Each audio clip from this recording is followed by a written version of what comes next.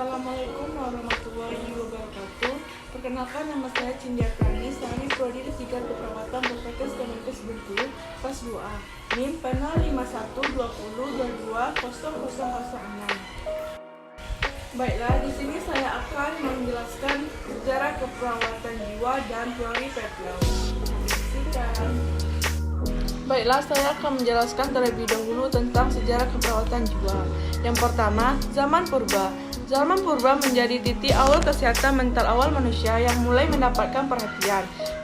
Penderitaannya dianggap sebagai manusia yang sedang mengalami gangguan supranatural seperti ketukan, pengaruh, roh jahat, dan guna-guna dari manusia lainnya. Penanganannya tak lain juga dilakukan dengan metode serupa. Jika penderita tidak mampu keluar dari gangguan tersebut, dia akan dibunuh atau dibiarkan sehingga lambat laun menderita akan meninggal dunia. Yang kedua yaitu sejarah kesehatan mental peradaban awal manusia. Zaman semakin berkembang. Begitu pula peradaban manusia saat memasuki 5000 SM hingga 500 Masehi. Meski penderitaan masih terkadang dianggap memiliki gangguan supranatural, namun mulai bermunculan berbagai teknik penyembuhan. Hal itu yakni seperti pengobatan dari tukang sihir, munculnya upacara dan persembahan. Ilmu kedokteran yang berkembang di antara Mesir, Persia, Cina, India, hingga Yunani juga mulai berperan penting. Hippocrates pada awal 450 SM menjelaskan, gangguan mental tak lain berasal dari sebab natural. Hal ini menyebabkan penderitanya harus menjalani serangkaian kegiatan seperti diet, mandi, dan sebagainya. Galenus yang juga merupakan seorang ilmuwan mulai meyakini jika gangguan tersebut dapat diakibatkan dari emosi manusia, sehingga timbullah berbagai gangguan jiwa. Yang ketiga yaitu sejarah kesehatan mental abad pertengahan. Namun, perkembangan kesehatan mental abad pertengahan justru mengalami kemunduran bersamaan dengan ilmu pengetahuan lainnya. Zaman yang disebut dengan abad gelap ini menganggap jika penderita kesehatan mental harus disembuhkan dengan mantra serta jimat. Doktrin demoklogi atau kesehatan setan berkembang kembali hingga membuat peradaban kembali meyakini menderita gangguan jiwa sedang menerima hukuman dari Tuhan. Penderitanya pun kembali mendapatkan perlakuan buruk dan tanpa pengobatan. Penderitaan justru akan dihukum, disiksa, diusir, bahkan dijual kepada orang yang memiliki kekuasaan. Yang keempat adalah sejarah kesehatan mental abad ke-8. Menginjak abad ke-8, sejarah kesehatan mental kembali berkembang secara positif. Ajaran berbagai agama dan kepercayaan mulai meningkat, termasuk pandangan manusia terhadap kesetaraan mental dan penderita gangguannya. Salah satunya yakin agama Islam yang mulai munculnya teori psikiatri dan pengobatan penderitaan gangguan jiwa. Hal ini sering munculnya berbagai penemuan yang berkembang di dunia psikologi Muslim dan kedokteran Islam. Bahkan rumah sakit psikiatri mulai dibangun khusus penderita gangguan jiwa di daerah Persia, Rahases, dan Bangladesh. Dan yang terakhir adalah kelima, sejarah kesehatan mental abad ke-20. Abad ke-17 hingga 20 ini memunculkan berbagai penemuan positif dari kesehatan mental dan penderita gangguannya. Semula, gangguan jiwa dipandang dari sudut demografis, kini berubah dengan pendekatan ilmiah di mana menganggapnya sebagai penyakit. Hal ini didukung oleh berbagai gerakan para ilmuwan yang melawan terhadap pemasukan para korban gangguan jiwa.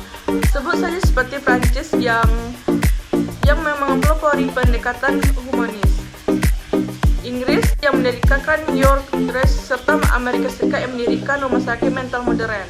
Perhatikan terhadap penderita gangguan jiwa kian meningkat seiring munculnya berbagai gerakan. Multinational Commission of Mental Hygiene memicu berbagai riset di bidang psikologi yang mulai melopori pendekatan psikiatris. Hingga dunia pun akhirnya sepakat untuk mendirikan World Federation for Mental Health pada tahun 1948 setelah dirumuskan UU Kesehatan Mental Nasional oleh Kongres Amerika Serikat. Selanjutnya saya akan menjelaskan teori keperawatan menurut Pavlov. Model interpersonal oleh Dietrich Peplau.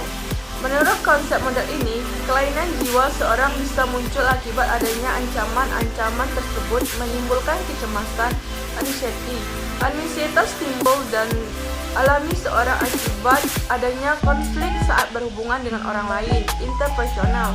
Berdasarkan teori ini, klien adalah individu dengan kebutuhan perasaan dan keperawatan adalah post-interpersonal dan terapeutik. 6 peran perawat yang harus dilaksanakan kepada klien menurut Peplau. 1. Sebagai seorang asing, role of the stranger. 2. Peran sebagai narasumber, role of reconstruction. Yang ketiga, peran sebagai pengajar. Yang keempat, peran sebagai kepemimpinan. Yang kelima, peran sebagai wali. Yang keenam, peran sebagai penasehat. Permasalahan yang mengakibatkan gangguan interpersonal menurut Peplau: ansietas berat yang disebabkan oleh kesulitan mengintegrasikan pengalaman interpersonal yang lalu dengan yang sekarang. Ansietas terjadi apabila komunikasi yang sekarang. Ansietas terjadi apabila komunikasi dengan orang lain mengancam keamanan psikologis dan biologi individu. Dalam masalah interpersonal, seorang individu akan menampakkan perilaku.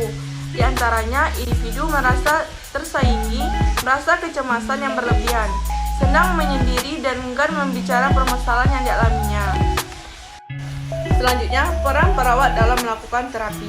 Yang pertama, sharing anxiety atau berupanya melakukan sharing mengenai apa-apa yang dirasakan klien, apa yang biasanya dicemaskan oleh klien saat berhubungan dengan orang lain. Yang kedua, therapist of empathy and relation. Perawat berupanya bersikap empati dan turut merasakan apa yang dirasakan oleh klien. Yang ketiga, perawat memberikan respon verbal yang mendorong rasa aman klien dalam berhubungan dengan orang lain. Selanjutnya, terapi penyelesaian masalah kejiwaan interpersonal. Yang pertama, feeling security, yaitu terapi yang berupa membangun rasa aman pada klien. Perawat sebisa mungkin dalam terapi ini membuat klien merasa aman. Yang kedua, trusting relation and interpersonal satisfaction, yaitu terapi yang menjalani berhubungan yang saling percaya dan membina kepuasan dalam bergaul dengan orang lain hingga klien merasa berharga dalam dihormati. Selanjutnya tahapan interpersonal menurut Peplau. Yang pertama, fase orientasi. Perawat dan klien melakukan kontrak awal untuk mengembangkan kepercayaan dalam proses pengumpulan data pasien. Yang kedua fase identifikasi. Pada fase ini, klien memberikan respon atau mengidentifikasi persoalan yang dia hadapi. Yang ketiga, fase eksploitasi. Fase ini merupakan perawat dituntut untuk menguasai keterampilan berkomunikasi secara terapeutik. Yang keempat, fase resolusi. Pada fase resolusi, tujuan bersama perawat dan klien sudah sampai pada tahap akhir. Sekian video dari saya tentang penjelasan sejarah keperawatan jiwa dan teori Peplau. Apabila saya ada salah kata, saya mohon maaf. Assalamualaikum warahmatullahi wabarakatuh. Terima kasih.